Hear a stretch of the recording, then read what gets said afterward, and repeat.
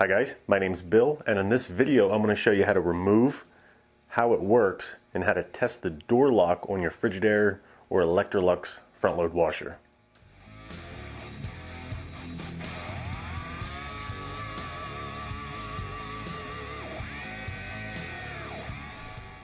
Alright guys, here's a look at our Frigidaire front load washer, and this is the door lock that we're going to be troubleshooting today.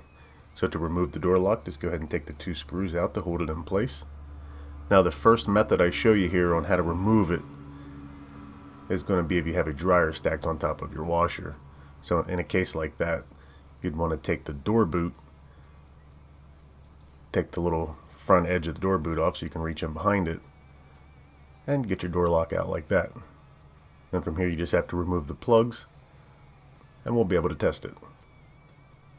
Now if you don't have a dryer on top of your washer and you don't want to mess with the door boot, you can get to it from the top. So basically there's two screws on the back. You take those two screws out and you'll be able to reach down inside. After you take the two screws out of the door lock, you'll be able to reach in and fish it out like you were ice fishing or something. And just like this. And there's your door lock. So before we get into testing, let's tear it apart and see what's inside so I can show you how it works. On each side there's two little clips. I'll go ahead and pry those up. And most of the time when you pull these apart, a bunch of parts don't fall out, so it's not, everything's in there pretty good. Now in the back you have a little clip here. We'll just go ahead and pop that up. And you'll be able to remove the top half and see what's inside. And that's a good view of what it looks like right there. Alright, now how this operates, I'm going to try to show you this. This wasn't the most graceful way to show you, but as you close the door and the door actuator goes into those little slots, you can see those little black pieces in there spread apart. Just like that. So for the door to lock, the forks will come down like this, and those black pieces aren't able to spring apart anymore. So when your door's shut and that actuator's all the way in and the door's locked, you can't pull the actuator out when the forks are down.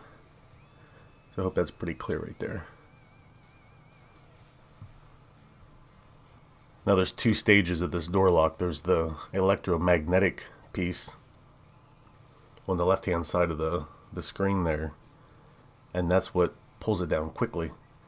So when you first shut the door and it starts to fill with water and you're adding clothes and stuff like that, when you hit the pause cancel button, that springs up real quick and you're able to add more garments if that's what you want to do. Then there's a second stage, and we'll get to that later. So to test the first stage of the door lock here, the electromagnet, I'm just going to go ahead and put 120 volts to it, and we'll see how it operates. And as soon as I plug into the wall, you see the forks go down, and when I unplug it, they come back up. And like I said, that's stage 1 on the door lock.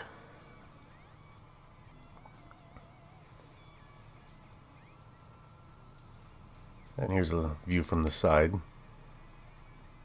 Once voltage is applied to that coil there, it pulls down the metal piece above it. Now we're going to do a little ohms testing here on the coil.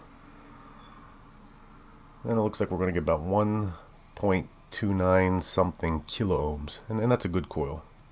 And that's the reading you should get. Now this is the secondary part of the door lock mechanism. Now this is actually sped up about 4 times because this moves real slow. And this is the piece that makes everybody mad when your washer shuts off at the end of a cycle and you can't open the door for like 2 or 3 minutes.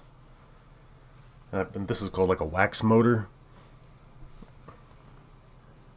So here it is in action.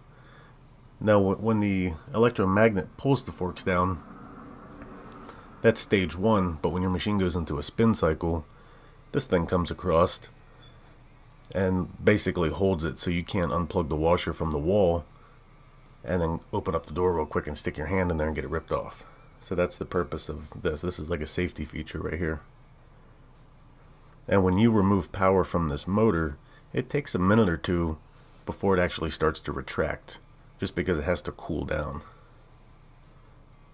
And this is sped up a little bit.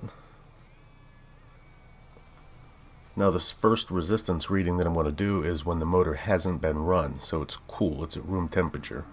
So we get 1.19 kilo ohms. Now after I ran the motor, and I tested for ohms again, we're going to get a different reading here. We're going to get 0.8 kilo ohms, and that's when the motor's warm. So you're going to get something in between that somewhere. Probably, if you haven't run it, it's going to be on the higher side. But those are the two readings you should get. And now I'm going to show you how to put it back together. And it's pretty simple. The hardest part is going to be putting the door boot back on. It might take you a couple tries, as you're going to see. It's going to take me a couple tries whenever I do it, but you guys will get the hang of it. I'll go ahead and put the 2 screws in. Now the first step in putting the door boot back on is making sure that you have the rubber behind the lip on the front panel there. So you're going to spend a few minutes and kind of work that around until you get it all tucked in like it's supposed to be. And you'll know when it's on right because it'll be flush up against the metal and there won't be any space behind it.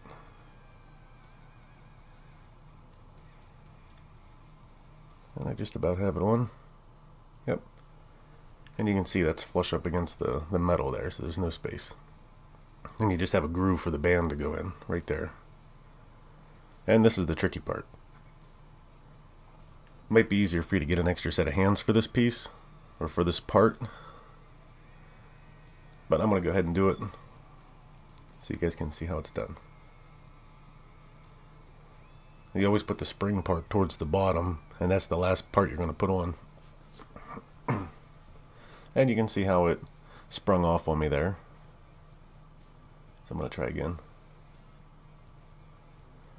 And then once I get down towards the bottom, I'm just pulling the spring apart and hooking the last little bit of the spring there over top of the rubber. And there we go, just about all back in. And that's how you put the door boot back on.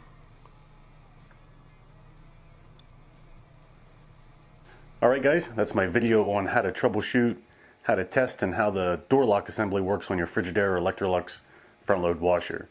So now if you're not subscribed to my YouTube channel, make sure you do that now. If you haven't signed up for my contest giveaway this month, make sure you visit the description on this video and do that. And I want to thank you guys for watching.